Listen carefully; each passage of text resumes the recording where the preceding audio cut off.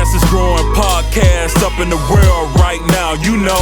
Say word. OnlyFans, real estate, talking in fashion, let them know what's happening. Say word. On and off the court, in the field with the sports, let them know what's up. Say word. The conversation is active, from movies to action, it's the main attraction. Say word. Another episode of the world's fastest growing podcast. I'm back in Atlanta, Georgia. This is a very, very dope episode. I got the franchise queen in the building.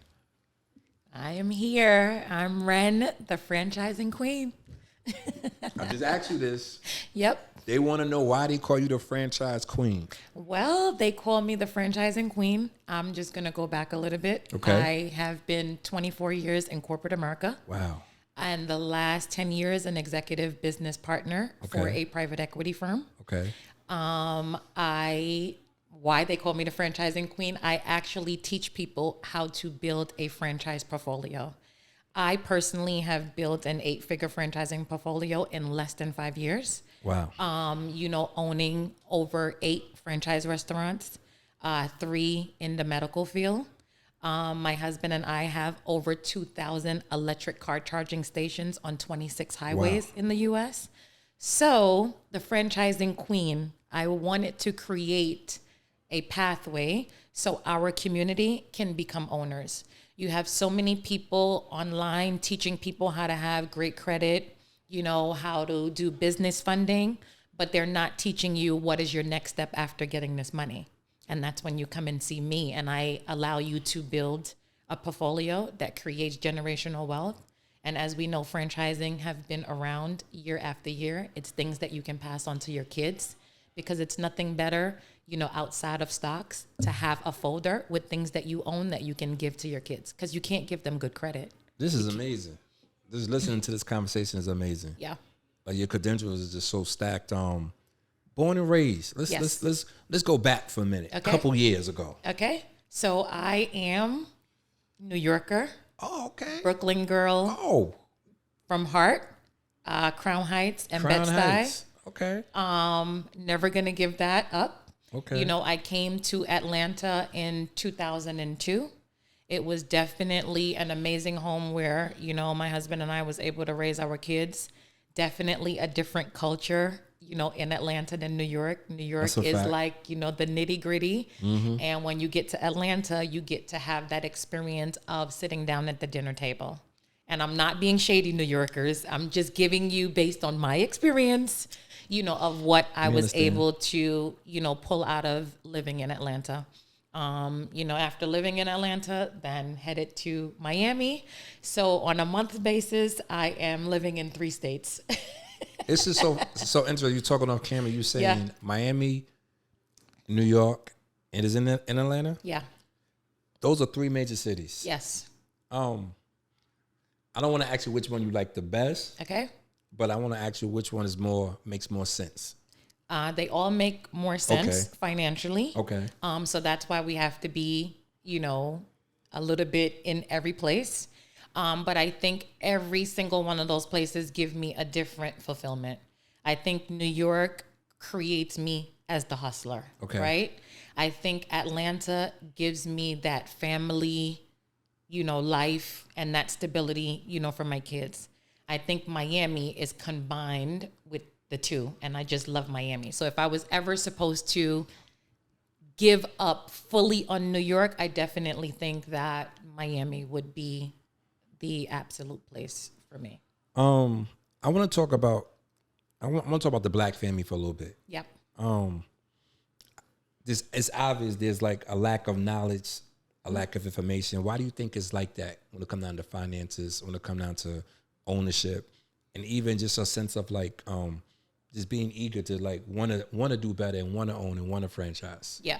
So I think that the problem within Black families is that when we look at certain things that's out there in the world, we look at it through the lens of it's not reachable. Okay. So I think that deters a lot of people, because when I speak to a lot of people that come and take my course and I ask them like, why are you interested in franchising?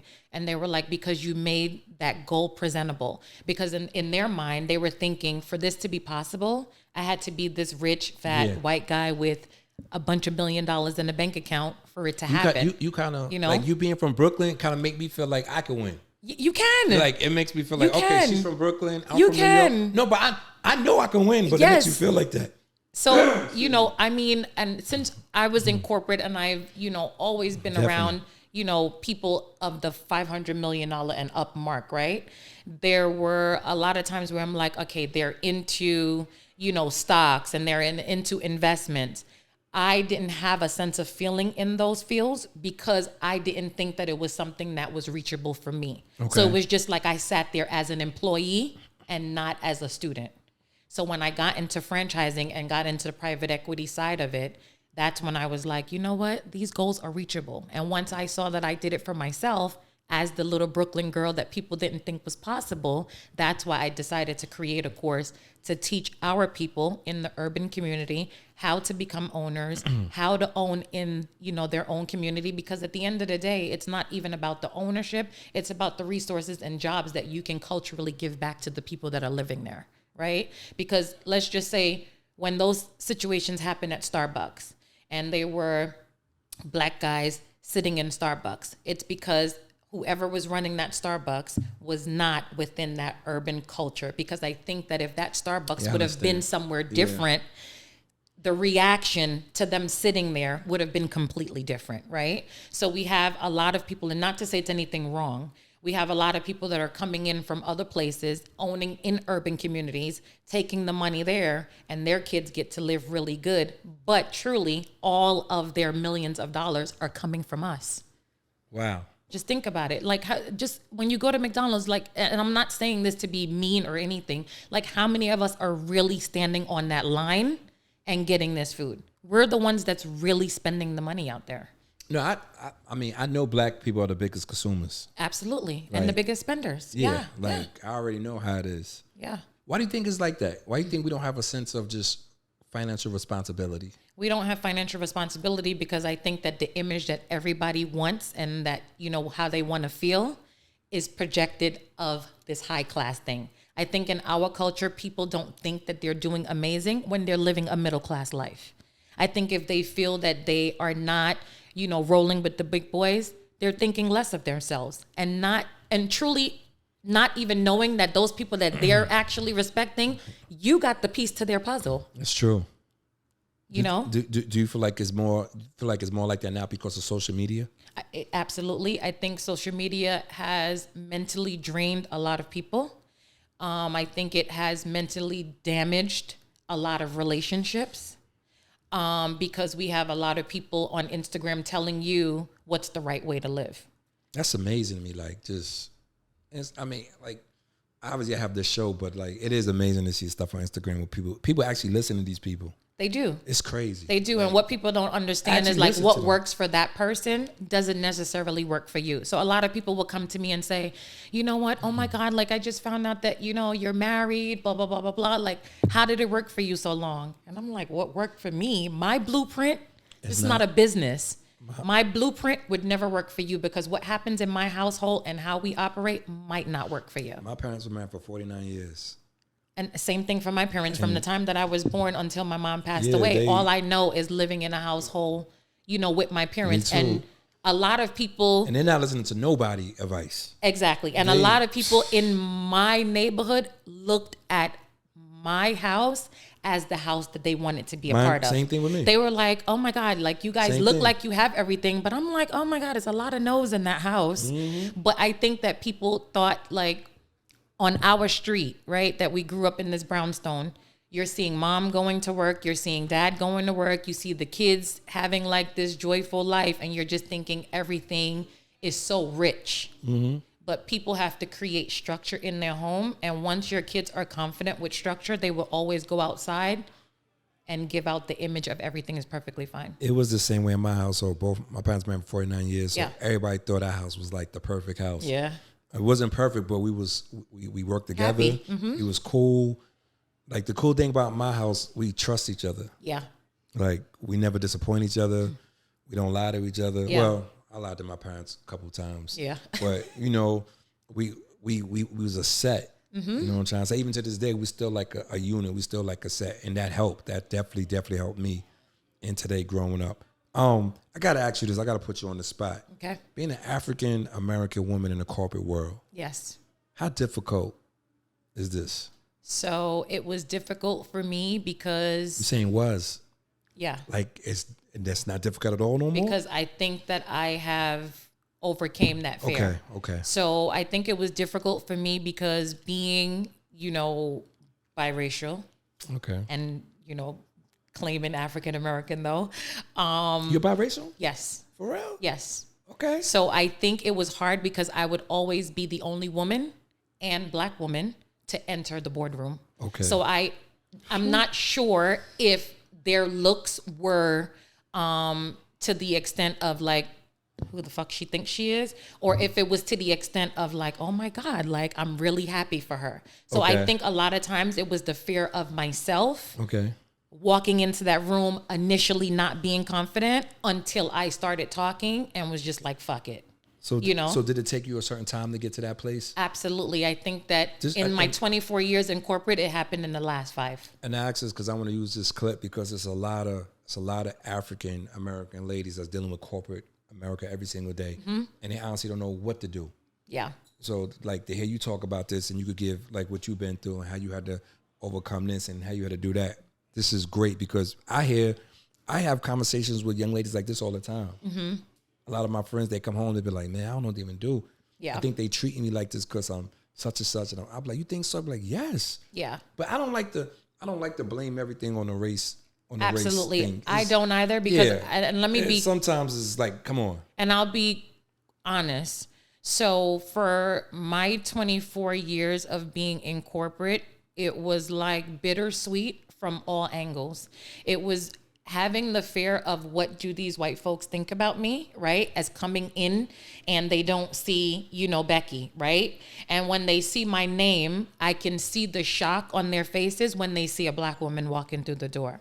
But I have been in corporate America in a lot of situations where I've had black women tell me that I got to where I am because I am biracial and because I'm a lighter skin. And that crushed me more than anything. They actually said this to you? Absolutely. So when it comes to the whole race card thing, I have been attacked more By the blacks? by a black woman telling me that it was not my intelligence that got me there. It was simply because of me being biracial or because of the color, I'm a lighter skinned woman. Okay. And I feel like that was a stab to me because now you're sending me home crying, second guessing myself. Because now it's coming from somebody that I'm like, you're in my culture. Like, how dare you? Yeah, we're similar. Yeah. Yeah. So it hurts. So I think that my power in being able to regulate corporate and be content and happy with how I have it was all because my husband put that battery in my back every day. Shout out to your husband for putting the battery in your back. Yeah. Because sometimes you need somebody to put the battery in your back. Absolutely. You know what I'm saying? Shout out to him. Let's talk about the franchising. Yes. How is a person able to be put in that situation? So I'll tell you about how I, run my course, right? And basically mentor people. You basically sign up for the Franchise Academy. Okay. We have a 9-module course, which teaches you all of the fundamentals about franchising, the benefits, what operations look like, if you need funding. It gives you every single thing. And the reason why we take people through that process is because a lot of people don't know that when you're buying into a franchise, when you meet with your franchisor, you still go through an interview process. Oh, wow. So it's like a coaching position. Yeah. So it's like, even if you have $5 million and you have no basic knowledge of what you're getting into, you're still not a good candidate to be a part of that franchise. So we're teaching you all of the fundamentals you need so you can ace that interview and be able to get to the closing and start your operation. So once you go through our program and you learn the fundamentals, then you do a 2-hour strategy session, and that's where we're figuring out how much money you have to invest. Do we need to help you get, funding from the SBA or whatever bank? And then we start finding your niche. Do you want to be in restaurant? Do you want to be in the gym? Do you want to be in health and wellness? Once we narrow those things out, then we basically start filling out the applications based on, what you kind of want to own as a franchisee. And we start that process for you. and then eventually you become an owner. But our whole thing about this academy is that we want people to become multiple owners. We want you to be able to not own just one franchise. We want you to be able to build a portfolio. So when you're no longer here, that folder is handed off to another generation, and then to another one, and to another one. And that is the true definition of creating generational wealth, because you can't hand down an 800 credit score. I want to keep it here with the franchises. Yeah.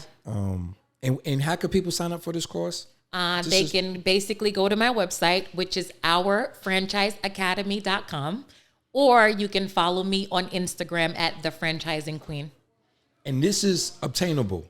Yes, it is obtainable. I know that, you know that. We're here. Yes. But I want the world to know that this is obtainable. Yes. You know what I'm saying? It's obtainable. I was an executive assistant in corporate America, becoming an executive business partner at a private equity firm for franchising. I promise you, if I can do it, you can do it. And if you do not become a franchisee with my program, I would work for free until you become one. That's how much I'm standing on this. That's how much I'm standing on this, because becoming a franchisee is such a reachable goal. And we in the urban community have to take access of all of the pathways that a lot of these big brands are giving right now. Because once they see us taking advantage of it, it's all going to be demolished. So now is the time, because a lot of the big franchise brands are looking for women and minority owners, because they're trying to change what the look of franchise ownership looks like. So they targeting more women now? More women What's up with the men, and more man? minorities. No man. You fit minority? I mean, do you want them to be specific to say male minorities? You fit minority. So there's a lot of programs out there that are, and a lot of the big franchise brands are basically only pulling in women because it's only less than 1% of ownership within women and, minorities. And we need to change that. So we have to take advantage of all of the pathways that are out there so we can start changing our financial future. Do you feel like it's your responsibility to get this message out? It is. That's why we It is. And the reason why is because I started from the bottom. Okay. There was nobody to tell me what a franchise disclosure agreement was. There was nobody to tell me what royalty fees was paying to the franchisor. All of that, I hit a brick wall. I had to do all that research on my own. And then when I got a hang of it, I was like, fuck. All I needed was for somebody to answer this for me. Yeah. And I would have aced it the first time around. And the reason why I choose franchising is because I've tried numerous businesses on my own. Me and my husband have tried everything and we have failed at it. But I'm telling you, it was such a win-win situation for us once we got into franchising. And it's a business that I do not need to be there every day. For our restaurant franchises, none of them are in the states that we live in. I see my team once every quarter to figure out what my P&L statement looks like. And that's the end of it. My general manager does all of the work for me. Wow. I'm not going to keep your numbers long, but I got to ask you this. The balance part. How do you balance mother, wife, business owner, everyday stuff? How do you not lose it? Balance comes for me based on me putting it in order of importance, right? Money is never, ever going to outshine my husband, and it's never going to outshine my children. I like that. So I love that. Me, in regards to work, it's always going to come in the effect after those things. I have 4 kids. I mean, they're grown. But, and they're making their way in the world. Yeah. But at the end of the day, I do not think that they have the street knowledge like me and their father. So it's Brooklyn. A lot of holding hands that I have to do. Where's your husband from? He's from Brooklyn and from Harlem. Yeah. Our kids are a little bit more they don't know what's going on. They don't. Yeah. My son thinks okay, I'm smart because I came up with the question to ask Google. No. So, balancing it is based on not giving 25% here, giving 25% there. It's all about you putting in sequential order what's most important. And I would never lose my husband or my children over $1. Never. Yeah. Absolutely not. I love that. That's what it is. To say we're a podcast, the Franchise Queen. Go to the Thank you. website again. Yes, everybody go and follow me on Instagram at The Franchise Queen. You can follow me on TikTok at The Franchise Queen, and definitely run over to our website, which is ourfranchiseacademy.com. Let me show you how I built this 8-figure franchising portfolio in less than 5 years. Let's do it for the urban community and start owning where we live. That's what it is. Say word. The fastest growing podcast up in the world right now, you know. Say word. OnlyFans, real estate, talking in fashion, let them know what's happening.